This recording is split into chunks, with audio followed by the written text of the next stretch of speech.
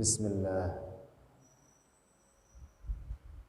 Qala al-Imam Syekh Abu Abdurrahman Abdullah bin Muhammad Al-Harari rahimahullahu ta'ala, an-nubuwwatu, kenabian, artinya penjelasan tentang kenabian. Istiqaquha, bermula pengambilannya an-nubuwah minan naba'i, dari kata an-naba, ay al-khabari, artinya khabar atau berita.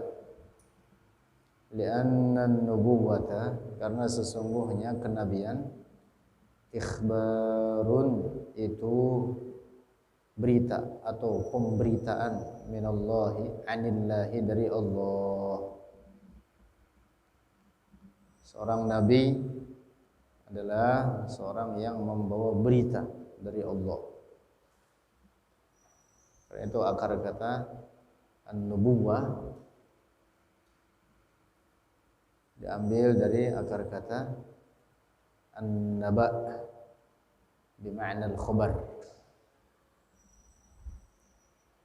An-nubuwah itu adalah ikhbarun 'anillah, pemberitaan dari Allah. Au minan nabuwati, atau dari akar kata an-nabuwah, pengambilan kata an-nubuwah boleh jadi diambil dari akar kata apa? An-nabuwah. Wahia, dan dia an-nabuwah, ar-rif'atu, itu ar-rif'ah, artinya ketinggian. Fan-nabiyyu, maka seorang nabi, al-awwali, di atas makna yang pertama, dalam makna an-naba, an-nubuwah diambil dari akar kata an-naba. Fa'ilun, itu fa'il. An-nabi wazannya fa'il, bimakna fa'ilin, dengan makna fa'il, sebagai pelaku. Li'annahu, karena sesungguhnya dia nabi, yukhbiru, memberitakan, itu memberitakan oleh seorang nabi, anillahi, dari Allah, bima, dengan sesuatu, yuha, yang diwahyukan, itu ma ilaihi, kepadanya nabi. Au fa'ilun, atau fa'il bimakna maf'ulin, dengan makna maf'ul. Jadi wazan fa'il bisa dalam makna fa'il, bisa dalam makna maf'ul. Ai, artinya dalam makna maf'ul, mukhbarun, adalah yang diberitakan, anillahi, dari Allah. Ay, artinya yukhbiruhu, memberitakan hu, akan nabi, al-malaku, oleh malaikat, anillahi, dari Allah.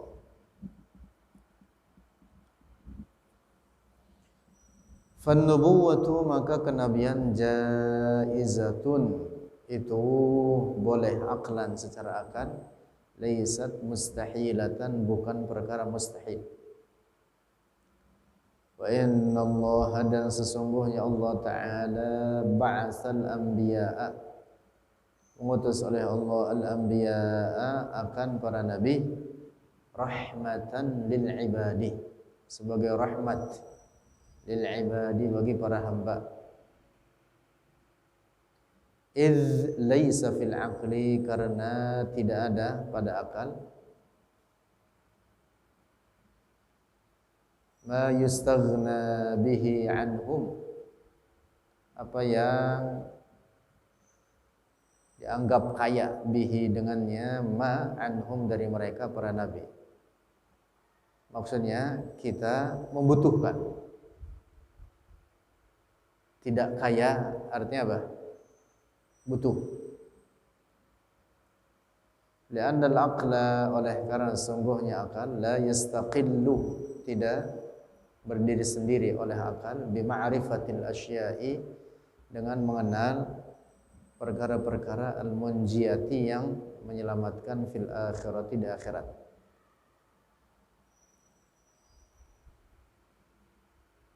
Walaupun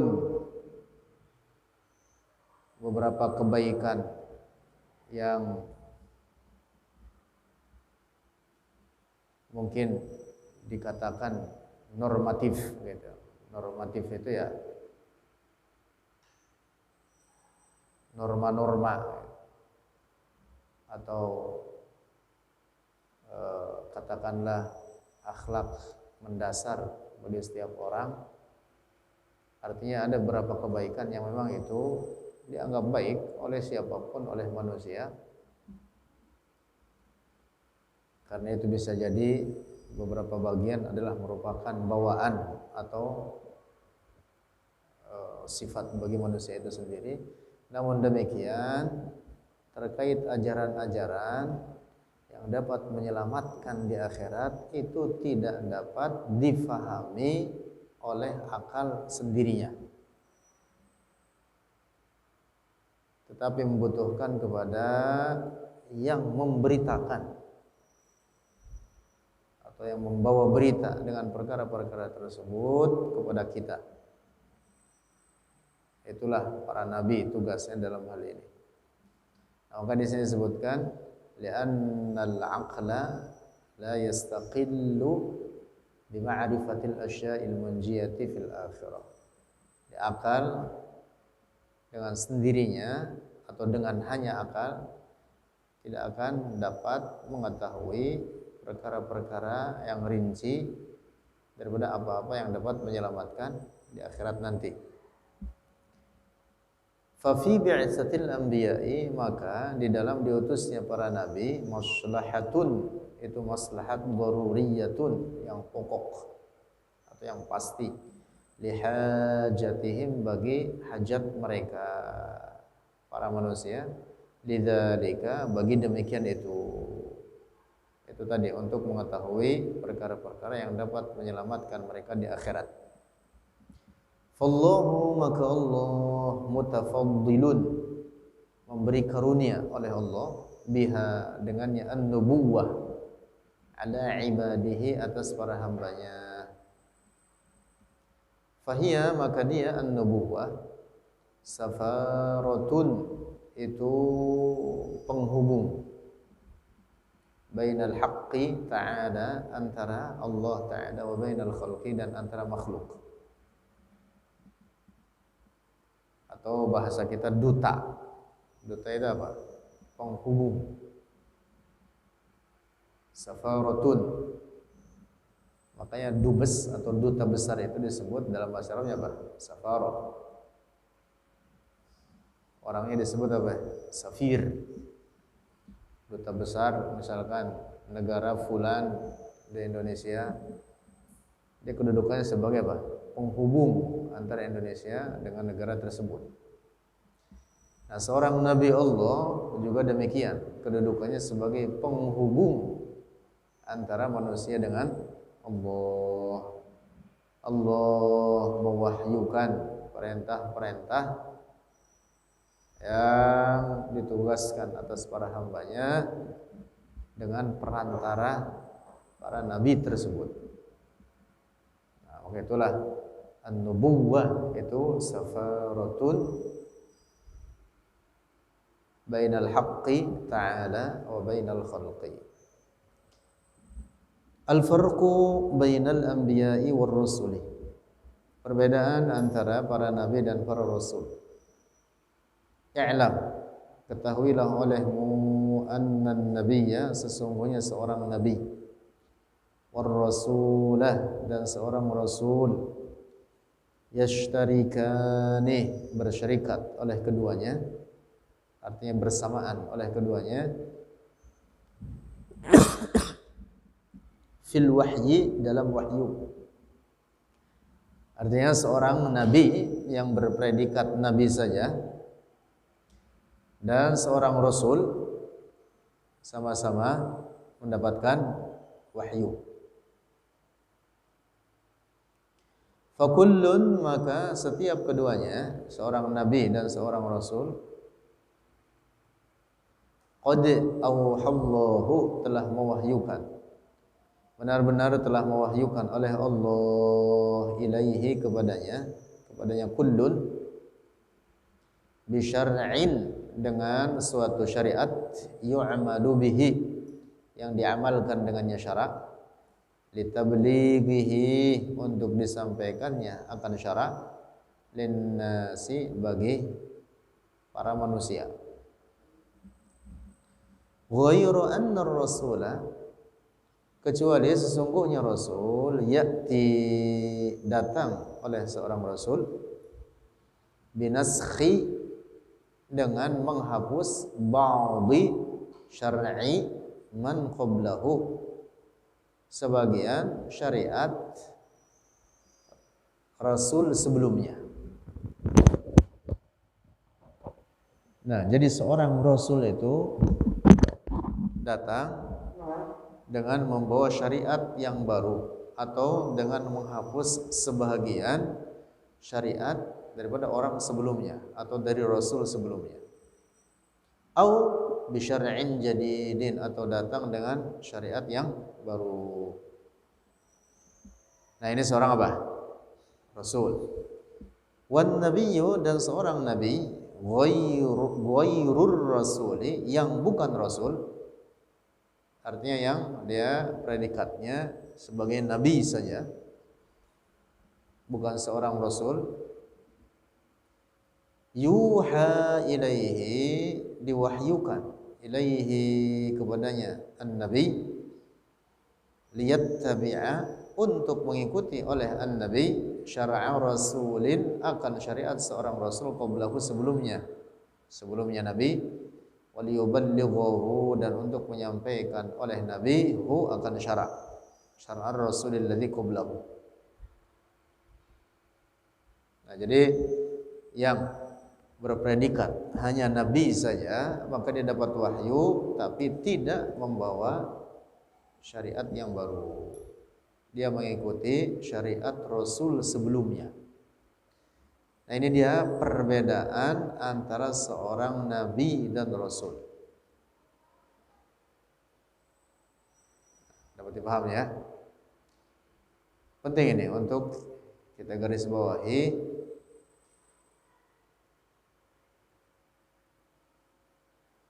Jangan dikatakan seperti definisi yang berkembang di sebagian masyarakat kita, bahwa seorang rasul mendapat wahyu dan wajib bertabligh, sementara seorang nabi yang berpredikat nabi saja dapat wahyu dan tidak wajib bertabligh. Nah, ini definisi jangan dipakai, karena baik rasul maupun yang hanya nabi saja sama-sama diperintah bertabligh. Kita mengenal di antara sifat para nabi apa? Salah satunya at-tabligh.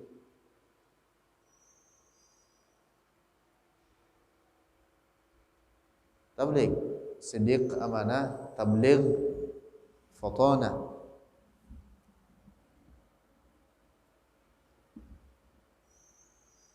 Siddiq, amanah, tabligh, dan fatana. Dalam Al-Quran Allah berfirman, فَبَعَثَ النَّبِيِّينَ مُبَشِّرِينَ وَمُنذِرِينَ. Maka mengutus oleh Allah an-nabiyyin, disebutkan dalam ayat ini an-nabiyyin. Mubasysyirina, halnya membawa kabar gembira oleh mereka, wa mundzirin, dan membawa kabar ancaman. Nah, disebut dalam ayat ini mubasyyirin wa mundzirin, itu artinya para nabi apa? Bertabligh. At-tabsyir wal ingdar itu Itu adalah tugas kenabian. Kalau seorang nabi tidak bertabligh, lantas untuk apa dia mendapatkan wahyu dari Allah? Wajib bertabligh. Wajib bertabligh. Rasul dan nabi dua-duanya wajib bertabligh. Nah, jadi perbedaan antara keduanya, yang seorang rasul mendapatkan wahyu dan datang dengan membawa syariat yang baru atau menghapuskan sebagian syariat rasul sebelumnya. Adapun yang hanya nabi saja, maka dia mendapatkan wahyu dan datang dengan mengikuti syariat rasul sebelumnya. Tidak membawa syariat yang baru, tetapi mengikuti syariat rasul sebelumnya. Keduanya wajib bertabligh.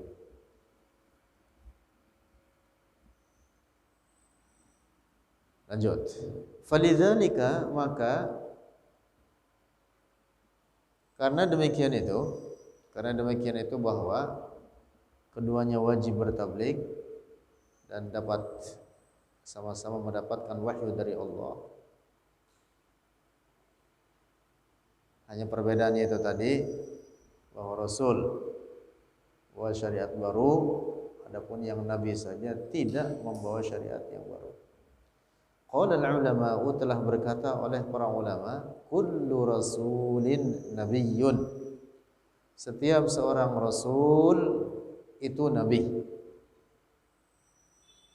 Wa laysa kullu nabiyyin rasulan, dan bukanlah setiap seorang nabi sebagai rasul. Nah, maka yang predikatnya seorang rasul lebih tinggi daripada yang hanya nabi saja.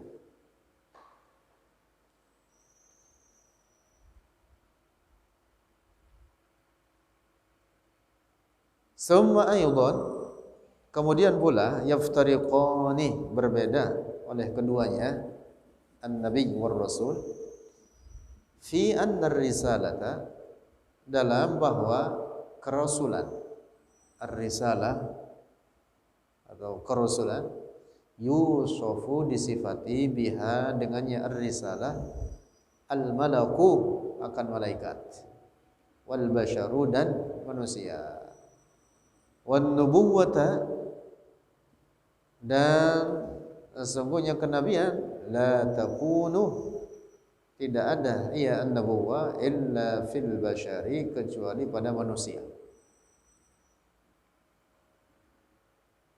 Nah, jadi pada para malaikat ada para rasulnya, seperti malaikat Jibril disebut dengan rasulul malaikah. Karena itu dalam Al-Quran disebut in huwa illa rasulun karim. Dalam Al-Quran firman Allah,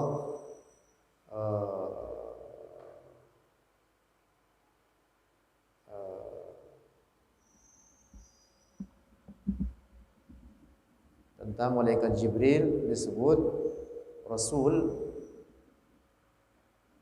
apa dalam ayatnya itu? Tentang kalam Allah,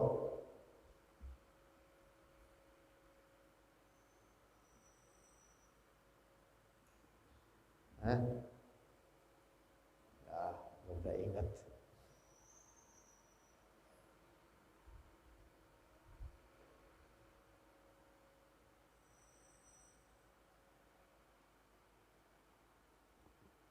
Itu disebutkan dalam ayatnya itu.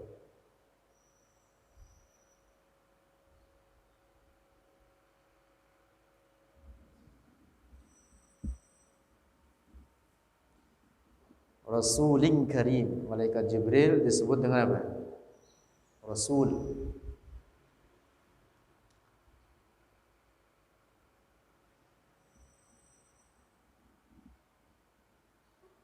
Lanjut. Ma yajibu lil anbiya'i, apa yang wajib bagi para nabi.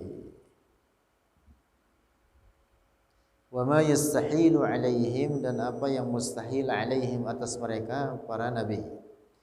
Yajibu lil anbiya'i, wajib bagi para nabi, as-sidqu, sifat sidiq, benar dalam apa yang disampaikan. Wa yastahilu, dan mustahil alaihim, atas mereka para nabi, al-kadhibu, dusta.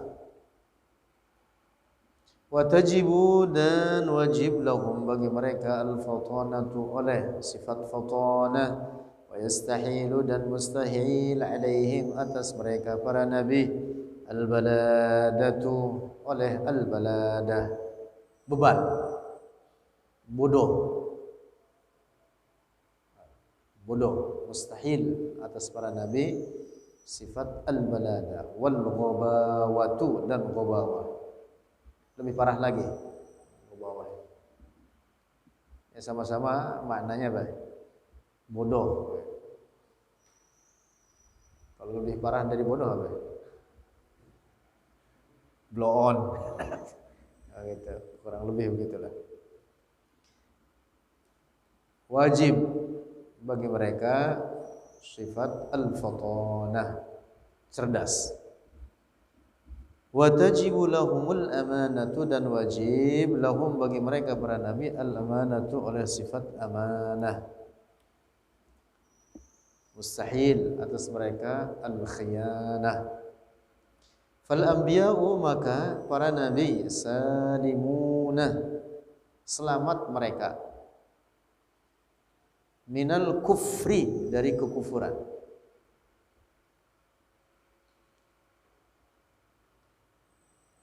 wal kabairi, dan dosa-dosa besar, wasaghairil khissati, dan dosa-dosa kecil yang buruk. Wa hadhihi hiyal ismatu al-wajibatu lahum, dan ini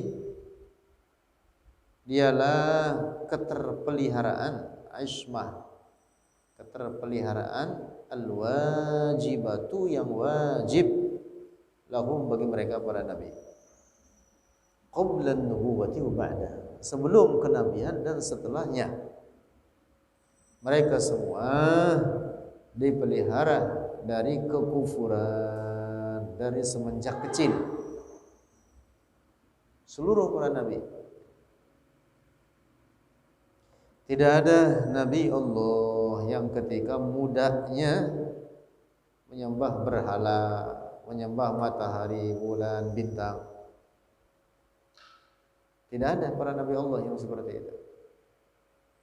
Karena itu firman Allah dalam suratul An'am itu jangan salah paham terkait perkataan Nabi Ibrahim alaihi salam yang ketika melihat bulan, bintang atau matahari, lalu Nabi Ibrahim berkata, "Hada Rabbi." Falamma ra'al qamara bazighan qala hadha Rabbi. Dan parahnya ada sebagian orang, bahkan beberapa yang dianggap ustaz, mengatakan Nabi Ibrahim ketika muda menyembah matahari, bulan, dan bintang. Nauzubillah. Keyakinan rusak begitu itu. Nauzubillah. Orang yang menetapkan kekufuran bagi seorang nabi walaupun sebelum diangkat menjadi nabi, maka dia yang kafir. Nauzubillah. Perkataan Nabi Ibrahim dalam ayat ini, "Hada Rabbi," adalah dalam makna istifham ingkari, dalam makna pertanyaan untuk mengingkari. Nabi Ibrahim berkata di hadapan kaumnya untuk mengingkari mereka, apakah ini Tuhan saya? Jadi kata hadza rabbi, ai ahadza rabbi kama taz'umun, apakah ini Tuhanku seperti yang kalian sangka? Ai hadza laysa rabbi, artinya ini bukan Tuhan saya. Jadi redaksi ayat ini di dalamnya mengandung makna apa? Istifham ingkari, pertanyaan untuk mengingkari, bukan untuk menetapkan, tapi untuk mengingkari. Dapat dipahami nih? Kesimpulannya bahwa Nabi Ibrahim tidak pernah kafir kepada Allah, menyembah matahari, bulan, bintang. Demikian pula seluruh para nabi Allah semenjak kecil mereka sebelum diangkat menjadi nabi sekalipun senantiasa mereka dipelihara oleh Allah dari kekufuran. Juga dipelihara dari dosa-dosa besar, al-kabair. Maka itu tidak benar kisah yang beredar di sebagian masyarakat kita bahwa Nabi Yusuf punya keinginan berbuat zina. Na'udzubillah. Walaupun hanya sebatas keinginan, tidak ada. Apalagi yang nyata-nyata berbuat daripada dosa-dosa besar. Tidak ada para nabi yang seperti demikian itu. Paham ini? Jadi keinginan saja tidak ada. Adapun perkataan Nabi Yusuf yang disebutkan dalam Al-Qur'an, walaqad hammat bihi wa hamma biha laula an ra'a burhana rabbih. Walaqad hammat bihi, dan telah berkehendak oleh itu perempuan bihi dengan Nabi Yusuf, ai bizina. Yang perempuan itulah yang punya keinginan untuk berbuat zina. Nah, adapun lanjutan ayatnya wa hamma biha, wahamma biha, dan berkehendak oleh Nabi Yusuf biha dengan itu perempuan. Yang dimaksud menurut sebagian ahli tafsir ay hamma bidaf'iha, berkehendak oleh Nabi Yusuf untuk mendorongnya. Laula an ra'a burhan rabbi, kalau tidak melihat oleh Nabi Yusuf akan petunjuk dari Allah. Tapi karena melihat petunjuk dari Allah, maka Nabi Yusuf tidak jadi mendorong perempuan dari arah depannya. Sebab kalau sesuatu terjadi dengan itu perempuan, bajunya misalkan, atau sesuatu terjadi bagi Nabi Yusuf sendiri misalkan pada bajunya, maka yang disalahkan Nabi Yusuf. Nah, maka tidak jadi Nabi Yusuf mendorong perempuan itu, sehingga Nabi Yusuf larilah ke arah pintu. Fastabaqo al-baba, maka keduanya lari. Fastabaqal bab wa qaddat qamisahu min duburin, dan kemudian perempuan itulah menarik baju Nabi Yusuf dari arah belakangnya. Wa alfaya sayyidaha ladal bab, dan tiba-tiba apa? Mendapati oleh keduanya akan suami itu perempuan di depan pintu. Dibuka pintu, tahu-tahu suaminya. Nah, jadi kesimpulannya bahwa Nabi Yusuf sedikit pun tidak punya keinginan untuk berbuat zina. Nah, jadi salah satu tafsirannya begitu itu. Ada tafsiran lain dari para ulama kita mengatakan wa hamma biha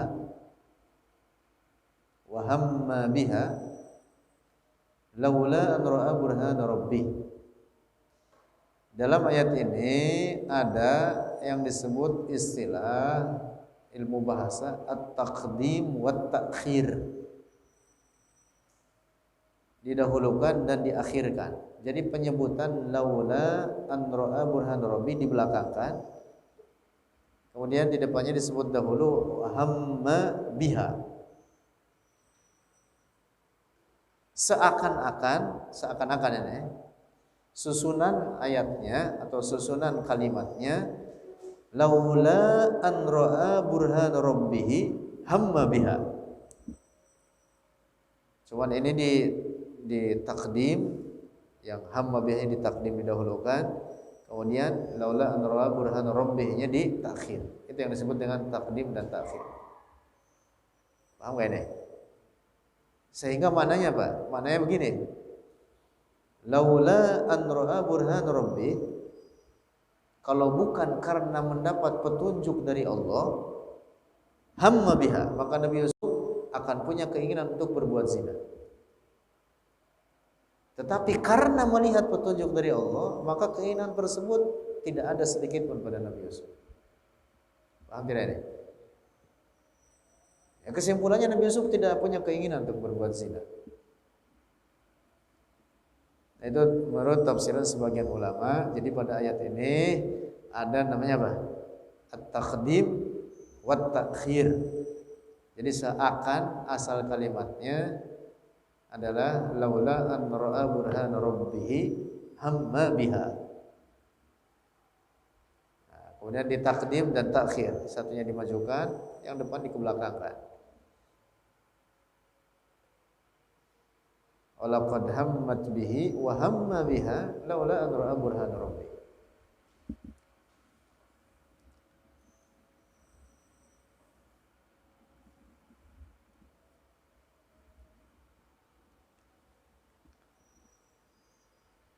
Tambahan sedikit. Di antara pokok keyakinan yang wajib kita yakini sepenuhnya bahwa seluruh para nabi Allah adalah orang-orang yang indah pada perawakan fisiknya, wajahnya, dan indah dalam cara berbicaranya atau suaranya. Suaranya indah, wajah mereka tampak. Dalam hadis Rasulullah bersabda, "Ma ba'atsallahu nabiyyan illa hasanal wajhi hasanus sauti." Tidaklah mengutus oleh Allah akan seorang nabi kecuali dia itu wajahnya tampak, suaranya indah, hasanal wajhi hasanus saut.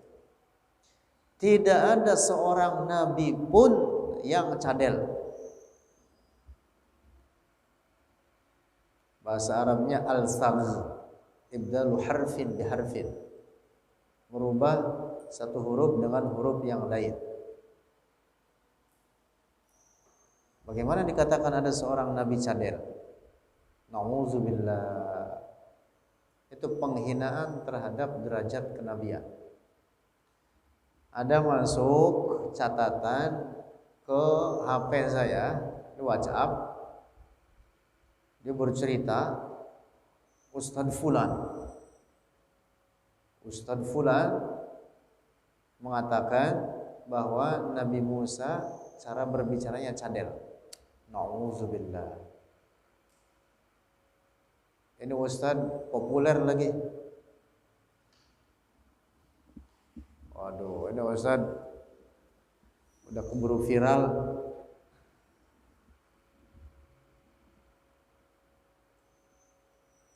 Tapi pada bagian ini setidaknya itu kesalahan yang sangat fatal mengatakan Nabi Musa cadel. Nauzubillah. Jadi diceritakan di catatan ini, dan mohon nanti yang dapat kiriman catatan ini jangan di-share. Bahkan yang nge-share-nya diingatkan untuk tidak menyebarkan. Dalam catatan ini, jadi si Ustadz ini berkata kepada jamaahnya dalam bentuk dialog. Catatan ini dalam bentuk dialog. Si Ustadz ini berkata, seandainya kalian hidup di zaman Fir'aun, apakah kalian mau ikut Fir'aun atau ikut Nabi Musa? Maka para jamaahnya itu menjawab, ikut Nabi Musa. Itu teriak semua. Kemudian si Ustadz ini berkata, saya kasih tahu sebenarnya. Kata dia, sesungguhnya Fir'aun itu di zamannya adalah orang yang terhormat, dihormati oleh para pengikutnya. Dia yang punya jasa besar, yang menghidupkan Mesir. ekonomi Mesir berjalan, rakyatnya sejahtera, ekonomi jalan. Yang membangun infrastruktur itu ya Firaun itu. Itu sampai sekarang makanya masih ada itu piramid itu hasil karya Firaun. Jasanya besar kata dia terhadap Mesir. Nah, sementara Nabi Musa di masa itu gak ada yang kenal. Gak ada yang kenal siapa Nabi Musa. Yang ada dia hanya pengembala kambing, punya tongkat butut, kata dia begitu. Bahkan dalam cara berbicaranya pun cadel, kata dia begitu. Nauzubillah. Mengatakan begitu itu sama saja dengan merendahkan derajat kenabian. Ada yang dapat nggak itu catatan itu? Nauzubillah. Jangankan seorang nabi, ustadz biasa aja, umpama dia ngomong cadel, diketawain orang. Ketawain gak? Jangan kata ustadz, lu ceramah di atas podium, ngomongnya cadel. Teman aja teman kita, ngomongnya cadel, diledekin kita.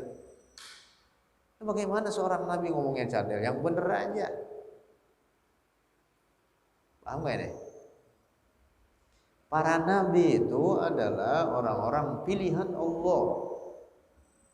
Makhluk Allah yang paling mulia di atas makhluk-makhluk lainnya secara mutlak adalah para nabi Allah. Tentu mereka nanti ada tingkatannya. Tetapi secara keseluruhan para nabi Allah lebih mulia dari siapapun dari seluruh makhluk Allah. Karena itu dalam Al-Quran Allah berfirman wa kullan faddalna 'alal 'alamin.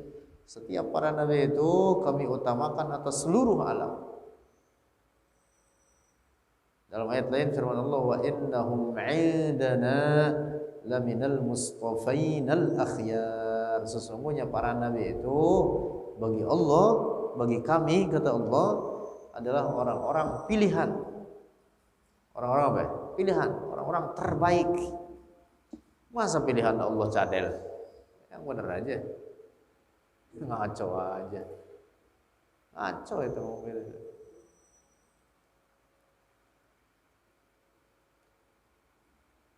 Nah, adapun yang terjadi dengan Nabi Musa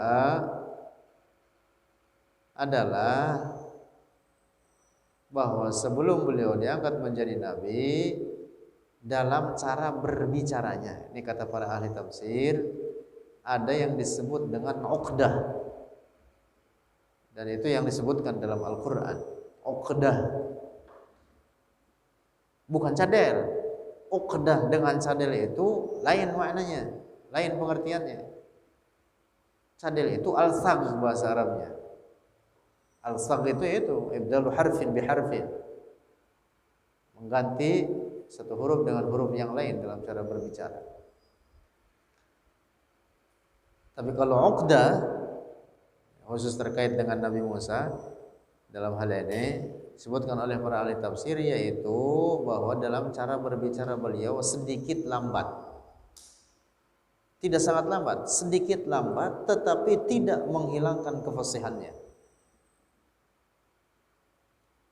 Nah, ini adalah akibat dari peristiwa ketika Nabi Musa saat kecil atau ketika bayi makan bara.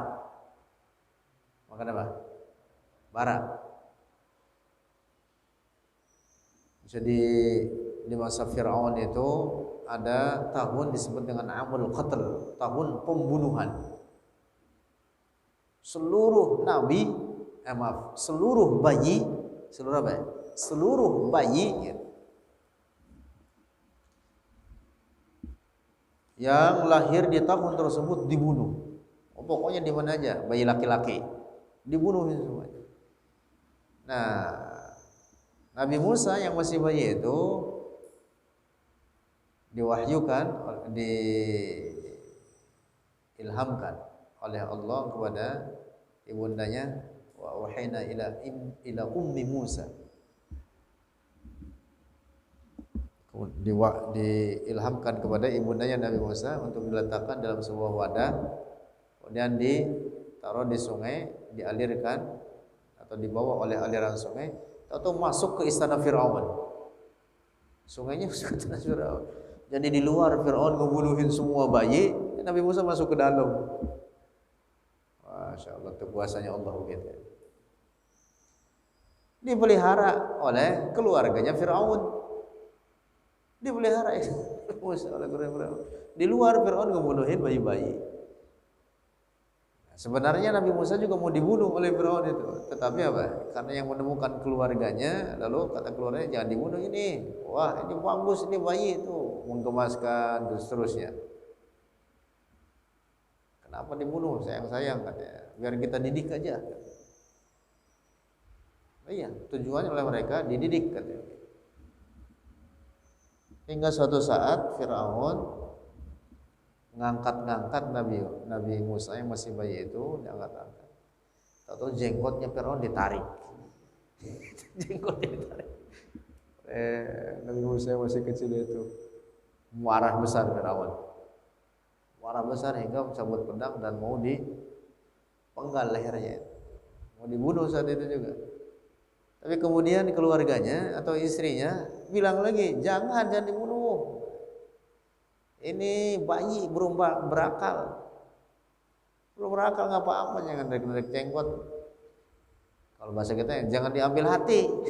Oke, itu jangan diambil hati, lah juga anak bayi. Lalu kata Firaun apa? Saya ingin lihat betul nggak ini anak, ini bayi belum berakal. Kemudian diletakkan at-tamr wal jamr. At-tamr itu kurma, al-jamr itu apa? Bara. Bara itu mirip dengan kurma. Mirip dengan kurma. Dalamnya merah, dalamnya api. Kemudian dilepas. Nabi Musa yang masih bayi itu disuruh mengambil antara dua pilihan tersebut. Seandainya memilih tamar itu kurma, maka berarti udah berakal ini, mau dipenggal lehernya. Kalau milih jamr nggak dipenggal, maka Nabi Musa yang masih bayi itu kemudian mengambil apa? Jamr, bara itu kemudian dimakan, sehingga membakar lidahnya, gitu. Tapi tidak merusaknya dan tidak menghilangkan kefasihannya dalam berbicara. Yang ada hanya uqdah, itu disebutkan dalam Al-Quran. Itu pun kemudian setelah diangkat menjadi Nabi, Rasul, Nabi Musa ini diutus oleh Allah untuk menghadap Fir'aun. Nabi Musa berdoa untuk dihilangkan uqdah tersebut, dan hilang uqdah itu. Jadi sampai pada puncak fasihnya. Nabi Musa itu derajatnya sangat tinggi di antara nabi-nabi Bani Israel itu. Nabi Musa itu termasuk daripada nabi-nabi berpredikat ulul azmi. Ulul azmi itu Muhammad, Ibrahim, Musa, Isa, Nuh. Jadi Nabi Musa itu tinggi derajatnya. Bagaimana seorang yang tinggi derajatnya cadel? Bener aja, ngaco aja. Ngaco itu gitu dikata cadel. Nah, jadi uqdah itu pun yang ada kemudian hilang. Itu dengan doanya, yang doa itu kita sering baca itu. Qala rabbi shrah li sadri. Berkata oleh Nabi Musa, ya Allah, ishrah li sadri. Lapangkan bagiku akan dadaku supaya tegar, maksudnya gitu, untuk menghadapi Firaun. Wa yassir li amri, dan mudahkan bagiku akan urusanku. Wahlul 'uqdatam min lisani. Ini dia. Wahlul dan urailah 'uqdah. Makna harfiah 'uqdah itu artinya ikatan.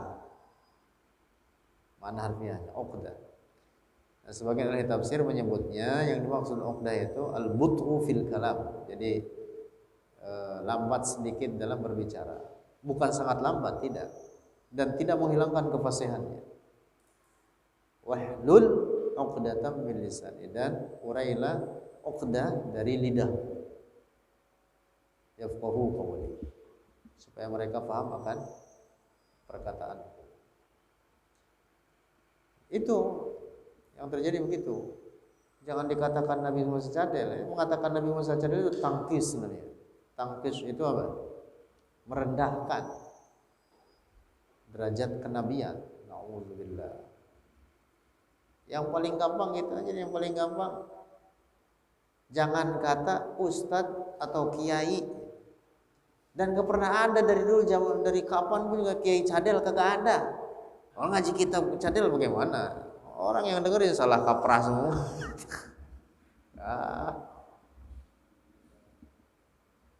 Roh diganti lam. Ini bagaimana orang baca yang dengerinnya bagaimana? Kagak jelas mana sin, mana sode. Misalkan ganti-ganti huruf, ya berantakan. Cadel itu menghilangkan tujuan kenabian. Tujuan kenabian untuk menyampaikan syariat. Menyampaikan syariat itu ya harus dengan fasih, bukan dengan cadel gitu. Nah, jadi nanti kalau sewaktu-waktu ada yang ngirim di WhatsApp gitu, atau di Facebook cerita ini, bahkan di YouTube juga ada mengatakan begitu. Ngaco betul itu. Ngaco itu mengatakan seorang nabi cadel itu, nauzubillah, merendahkan derajat kenabian. Para nabi itu lebih mulia dari seluruh para malaikat. Jangan kata seluruh para nabi, seorang nabi saja lebih mulia daripada seluruh para malaikat. Seorang nabi.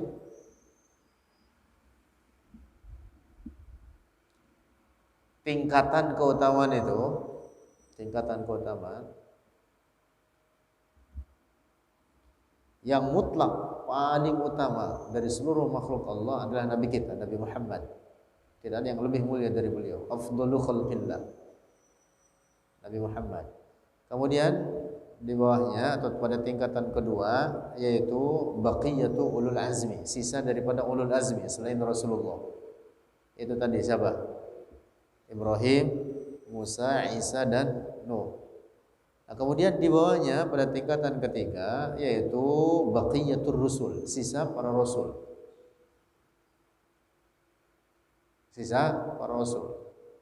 Selain daripada yang 5 ini. Yang jumlahnya dalam hadis sebutkan 313. Dikurangi 5 ini. Yang 5 sudah sebutkan di atasnya. Rasulullah kemudian ulul azmi. Kemudian sisa para rasul. Nah, kemudian tingkatan berikutnya adalah baqiyatul anbiya, sisa para nabi yang bukan para rasul, yang hanya nabi saja predikat mereka.